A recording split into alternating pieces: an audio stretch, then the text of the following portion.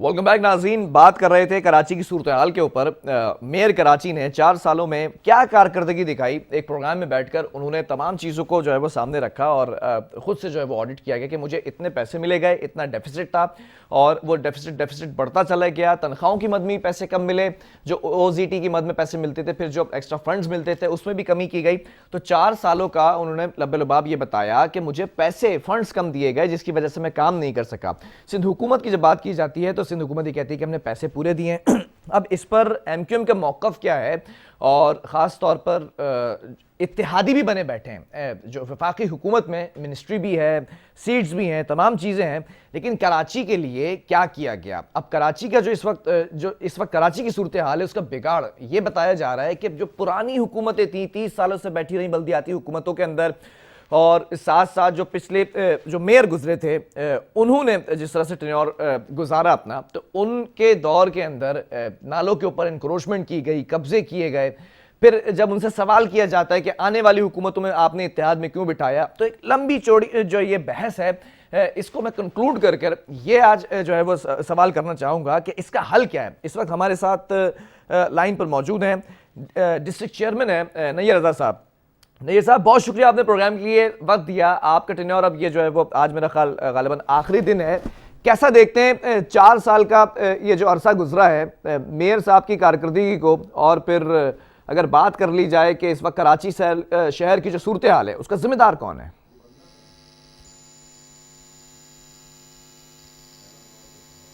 नैयर साहब, आपको मेरी आवाज आ रही है? थोड़ा सा टेक्निकल इशू आ गया, दोबारा से नैयर साहब को लाइन पे लेने की कोशिश की जाए। आज 28 अगस्त की अगर बात कर ली जाए तो आज का दिन बताया गया था कि मेयर साहब का जो तमाम टेन्योर है वो ख़त्म हो रहा है, तमाम जो बल्दियाती नुमाइंदगान हैं उनकी मुद्दत ख़त्म हो रही है। अब सवाल ये पैदा होता है कि मेयर की अगर कारकर्दगी का तयन किया जाए तो कैसी रही कारकर्दगी। 4 सालों से हमने हर प्रेस कॉन्फ्रेंस के अंदर, हर स्टेटमेंट के अंदर एक ही बात देखी मेयर की कि मुझे फंड्स कम दिए जा रहे हैं, डेफिसिट देखा जा रहा है। फंड्स कम होने की वजह से मैं एम्प्लॉयज़ को सैलरीज दूँ, डेवलपमेंट फंड्स के अंदर जो है वो डेवलपमेंट करूँ इदारों की, या फिर शहर कराची के ऊपर पैसा लगाऊँ। इनकी कारकर्दगी के ऊपर बात करेंगे। दोबारा नैयर साहब में ज्वाइन कर चुके हैं, डिस्ट्रिक्ट चेयरमैन है नैयर रज़ा साहब। नैयर साहब, बहुत शुक्रिया प्रोग्राम के लिए, आपने वक्त दिया। आपका टेन्योर गालिबन आज खत्म हो चुका है, या फिर इसमें भी और मुद्दत बाकी है, ये भी जानना चाहूंगा कि 4 साल तक कैसा देखते हैं कारकर्दगी को? देखें, बिल्कुल जो 4 साल थे वो 30 तारीख को मुकम्मल हो रहे हैं। 2 दिन के बाद जो ये 4 साल मुकम्मल हो जाएंगे। ठीक है। 4 इयर्स में मुझे याद है कि जब पहली प्रेस ब्रीफिंग की थी हमने तकरीबन 15 या 20 दिन के बाद, 15 सितंबर थी या 17 सितंबर थी, उसी वक्त तमाम इश्तेहारात के हवाले से हमने सारी डिटेल जो थी वो बताई थी। SLGO क्योंकि पहले से हम उसको स्टडी किया हुआ था हमने पहले भी, और जितने फंड्स मिलते थे हमें उसका भी हमें अंदाज़ा था। तो हम टाइम टू टाइम, तो देखें 4 इयर्स में कई दफ़ा मेयर कराची के साथ हमने सारी चीज़ों का तफसीलन बताया था। इसमें जो मेन बहुत अहम महकमे थे, water board, water and sewerage board, SBCA, KDA, building और ये प्लानिंग डिपार्टमेंट, ये कोई भी डिपार्टमेंट ना मेयर साहब के पास था, ना ही डिस्ट्रिक्ट चेयरमैन जो था वो इसका हिस्सा थे। तो ये हमारे तहफ़्फ़ुज़ात थे। फिर हमारी जो OZT जो मिलती थी वो उसमें 90%, 95% सैलरीज की मद में चला जाता था पैसा। अच्छा। जो तनख्वाहें थी, तो डेवलपमेंट हमें ये देते नहीं थे। वो भी हम टाइम टू टाइम मीडिया को भी बताते रहे, इनको खतूत भी लिखते रहे, CM साहब को हमने बहुत नहीं, तो आप कैटेगोरिकली मुझे बता सकते हैं इस वक्त के मेयर साहब को 4 सालों में कितने पैसे दिए गए और उसमें कमी कितनी थी? देखिए, मेयर साहब को अगर आप करेंगे तो उनको डेवलपमेंट फंड जो है वो 10 से 11 अरब रुपए जो था वो दिया गया था। बाकी तनख्वाहों की मद में जो है वो तकरीबन आप लगा लें कि आई थिंक 30 अरब या 35 अरब रुपए, एग्जैक्ट फिगर तो मेयर साहब बताएंगे, लेकिन मेरे ख्याल में इतना उनको दिया गया टोटल, जो सैलरीज की मद में ज्यादा होता था। अब टोटल लोग ये समझते हैं कि इतना पैसा मिला, तो डेवलपमेंट का पैसा तो उनको मिला 10 से 11 अरब, और वो उसमें जो बड़ी से बड़ी स्कीम थी वो सिर्फ 2 करोड़ रुपए की स्कीम ही कर सकते थे। चले एक सवाल है, 2 करोड़ से बड़ी आप स्कीम नहीं कर सकते थे, तो 2 करोड़ से कम का प्रोजेक्ट तो आप कर सकते थे, ठीक है, ऐसा ही है? जी जी बिल्कुल। अच्छा, अब 10 से 12 अरब रुपए को अगर आप डिवाइड करते हैं 2 करोड़ रुपए के प्रोजेक्ट्स के ऊपर, तो 4 सालों में कितने, मेरे ख्याल 500 प्रोजेक्ट्स तो बन जाने चाहिए थे ना, अब तक हो जाने चाहिए थे। देखें इसके अंदर ये हुआ है कि जैसे मैं अपने डिस्ट्रिक्ट का बता सकता हूँ कि मेरे हाँ। डिस्ट्रिक्ट के अंदर जो था वो 4 से 5 पार्क को बहुत अच्छी तरीके से बनाया गया सिटी की जानिब से, जो मेयर साहब की तरफ से। इसके अलावा चले 5 ये प्रोजेक्ट्स हटा दिए, और कोई बड़े प्रोजेक्ट जिसको काउंट करा सके? इसके अलावा जो रोड्स थे, मेन रोड्स, इनको 2-2 करोड़ की स्कीमें जो होती हैं, उनकी तादाद ज्यादा थी। वो तकरीबन मेरे ही डिस्ट्रिक्ट में 35 के करीब जो है, 30-35 के करीब जो है रोड्स हैं, वो भी डेवलप किए गए, जो 2-2 करोड़ की स्कीमें होती हैं, वो भी बनाए गए। अब ये सड़कें कहाँ बनाई गई? कारपेटिंग की गई है, वो भी सिंध हुकूमत क्लेम करती है कि हमने की है। देखें 2 करोड़ की जो सड़क होती है ना, वो ऐसे नहीं होती जैसे कि एनआईडी की रोड है या तारिक रोड का रोड है, जो कि 60-60 करोड़ 50-50 करोड़ में बनाए गए।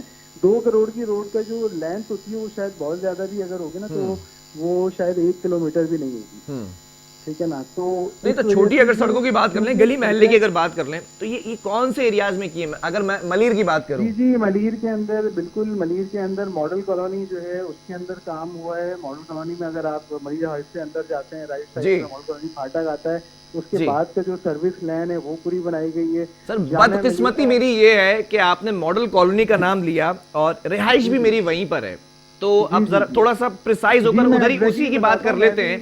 ये कौन सी सड़क का आप तस्करा कर रहे हैं जो मॉडल कॉलोनी की सड़क बनाई गई है? भाई मैं भी मलीर में रहता हूँ, जहाँ आप रहते हैं ना, मैं भी आपके घर से अच्छा।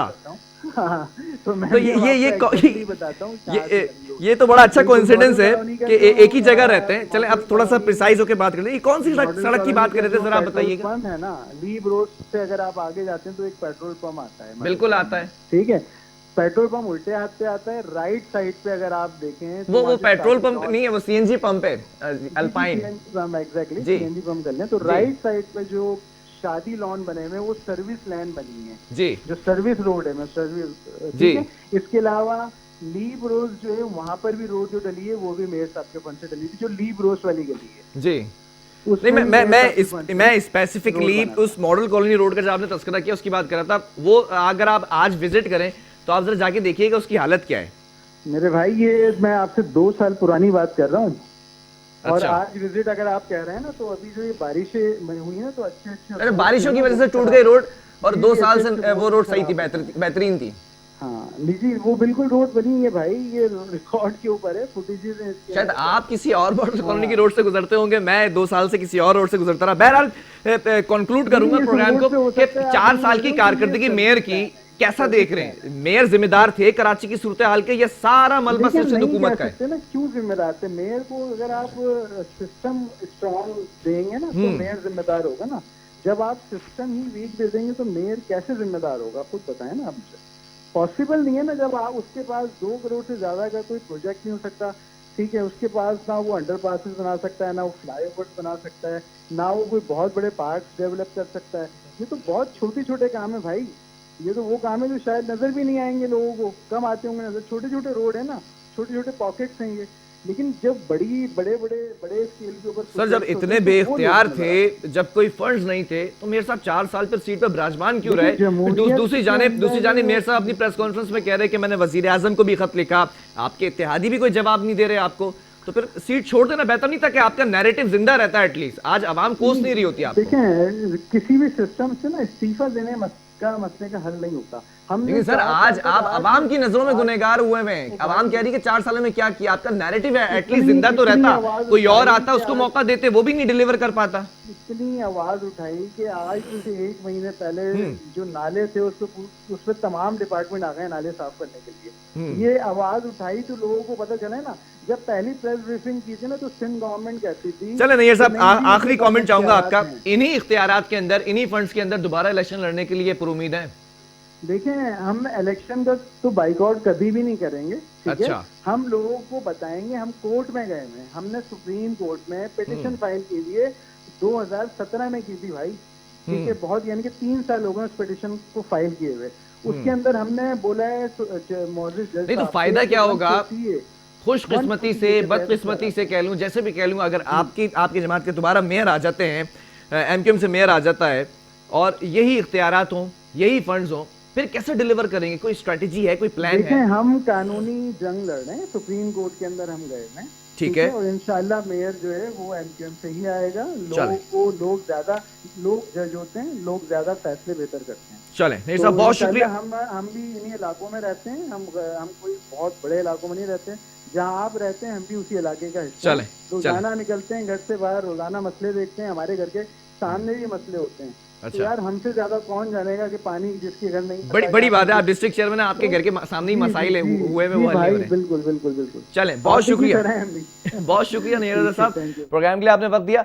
नाज़रीन, ये बड़ी जो है वो जो है हैरान कुन बात है, तशवीशनाक बात है कि डिस्ट्रिक्ट चेयरमैन मेरे घर के बाहर ही सारे मसले, मेरे घर के बाहर ही जो है वो पानी खड़ा हुआ है, सड़क बनी नहीं है। ये बड़ा सवालिया निशान, खास तौर पर मेयर की कारकर्दगी का। मेयर साहब एक प्रोग्राम में बैठकर तमाम चीज़ें वाज़ेह कर चुके हैं कि कितना डेफिसिट था, लेकिन जब आप इनसे सवाल किया गया तो आपने कि जिस रोड का ये तस्करा कर रहे थे बड़े धूमधाम से कि ये रोड बनाई गई, सड़क बनाई गई है, बदकिस्मती से वो मेरे इलाके की कल पड़ी, तो मैंने तो 2 साल से नहीं देखी कि वो सड़क बन चुकी है। अब ये जो दिन 400 सड़कों का या मुतादिद सड़कों का जिक्र कर रहे हैं, तो आप लोग खुद जो है वो अच्छी तरह एहतसाब कर सकते हैं कि आया वो सड़कें बनाई गई थी या नहीं बनाई गई थी, कौन जिम्मेदार है। बहरहाल प्रोग्राम का वक्त खत्म हुआ, आपके फीडबैक का मैं मुंतज़िर हूं। आपने अपना फीडबैक मुझ तक जरूर पहुंचाना है। जब तक के लिए बिलाल खान और मेरी पूरी टीम को दीजिए इजाजत। अल्लाह हाफिज़।